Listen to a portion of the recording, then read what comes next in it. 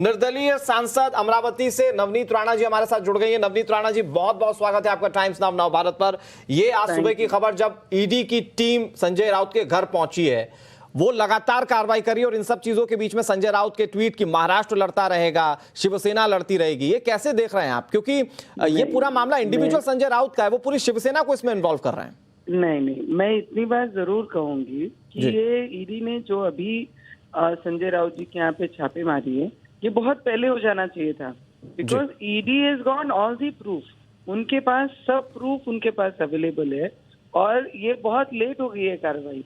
कभी संजय राउत जी बोलते हैं मैं हॉस्पिटल हूँ इसलिए मुझे आगे की तारीख दीजिए, कभी कहते हैं मेरा पार्लियामेंट सेशन शुरू है उसके आगे की तारीख दीजिए।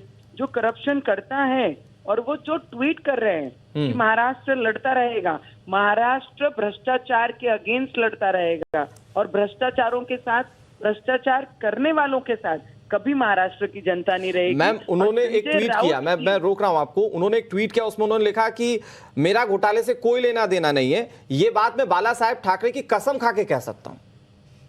मैं आपको ये जरूर कहूंगी सर, आज एक सादा पत्रकार जो न्यूज एडिटर, न्यूज पत्रकारी में शुरू की है, उनके पास इतनी संपत्ति कहाँ से आती है?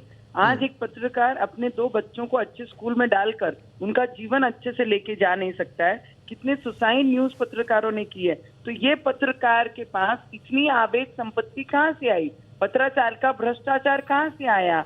और बाकी जो उनके फार्म हाउस के भ्रष्टाचार है वो कहाँ से आए? और ये महाराष्ट्र को क्यों बीच में ला रहे हैं? महाराष्ट्र भी लड़ता रहेगा। महाराष्ट्र भ्रष्टाचार के विरोध में लड़ता है और महाराष्ट्र की जनता गरीब के पैसे जो भी भ्रष्टाचार करेगा उनके साथ कभी नहीं खड़ा रहेगा। नवनीत जी, संजय राउत ने यह भी कहा कि झूठे सबूत, झूठी कार्रवाई, डर किस बात का है? इस तरीके से वो ये कह रहे हैं कि झूठे सबूत उनकी तरफ इकट्ठा किए जा रहे हैं। उनको तो ईडी को सपोर्ट करना चाहिए।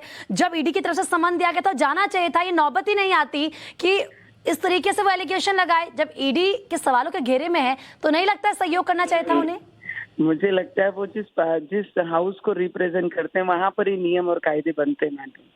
और ऐसा नियम कायदा बनाने वाला व्यक्ति अगर किसी इंक्वायरी को, किसी डिपार्टमेंट को अगर झूठा बोलेंगे, सुप्रीम कोर्ट ने भी उनके फेवर में बोला है कि ईडी जो कार्रवाई कर रही है वो उनके पूरे 100% प्रूफ के साथ उसके ऊपर कार्रवाइयां कर रहे हैं। तो उनके ऊपर एलिगेशन लगाने से कोई फायदा नहीं। अपने एलिगेशंस को कैसे बाजू में रखकर उसके ऊपर आंसर देना, उस पर संजय राउत जी ने सोचना चाहिए।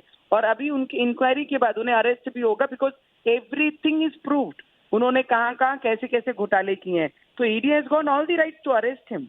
वो अरेस्ट करेंगे और अरेस्ट होंगे वो, बिकॉज उनके पास कोई उत्तर नहीं है भ्रष्टाचार के अगेंस्ट। हमारे महाराष्ट्र के गरीब लोगों के पैसे इस तरीके से भ्रष्टाचार करके उन्होंने अपनी संपत्ति बनाई है, तो ऐसे लोगों को अरेस्ट होना भी। लेकिन घोटाले के जो आरोप लगते हैं मैम, उन आरोपों पर चाहे कोई भी शिवसैनिक हो, और संजय राउत तो बहुत मुखरता के साथ सामने आते हैं, आप इसको अच्छे तरीके से जानती हैं, तो इन आरोपों पर वो कहते हैं कि जानबूझकर सेंट्रल एजेंसीज का बीजेपी या सेंट्रल गवर्नमेंट इस्तेमाल कर रही है।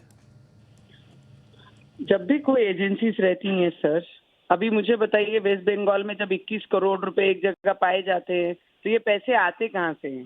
भ्रष्टाचार 1000 करोड़ का बताया जाता है तो पैसे आ कहाँ से रहे हैं? जिनको भी जेल के पीछे डाला, अगर वो स्वच्छ भावना के और स्वच्छ चरित्र के लोग और स्वच्छ ईमानदारी के लोग थे तो उन्हें इतने देर कोर्ट ने क्यों नहीं साथ दी? इमीडिएट उन्हें बेल मिलनी चाहिए। क्यों वो अंदर है? बिकॉज ईडी जब कार्रवाई करती है वो विद फुल 100% प्रूफ कार्रवाई, जो मुझे समझ में आया है, उन्होंने उसी तरीके से इन पे कार्रवाई की। And I am very sure कि उन्हें अरेस्ट भी किया जाएगा जी, क्योंकि उनके भ्रष्टाचार ही इतने हैं कि उन्हें अरेस्ट करना ही पड़ेगा, उनसे आंसर लेना ही पड़ेगा। महाराष्ट्र की जनता को, ईडी को आंसर देना पड़ेगा कि इन्होंने महाराष्ट्र की गरीब लोगों के कितने पैसे का करप्शन किया है। लेकिन उनका तो कहना है कि इस स्कैम से उनका कोई लेना देना नहीं है। बहुत बहुत शुक्रिया नवनीत राणा जी आपका हमारे साथ जुड़ने के लिए, अपनी राय साझा करने के लिए।